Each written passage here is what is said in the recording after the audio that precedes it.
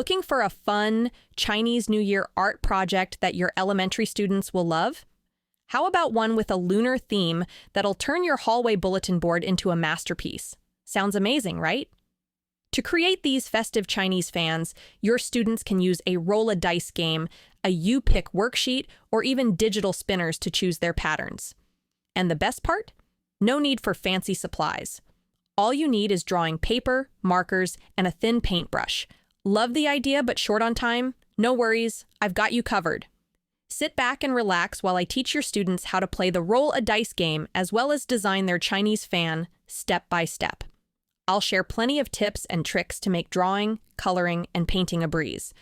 This Chinese New Year art project includes a step-by-step demonstration video for your students, a printable handout, perfect for substitute teachers, a PowerPoint that guides them through every step, and 2 engaging writing prompts to tie everything together. Be sure to click on the preview button to see everything included. And if you have any questions, feel free to reach out.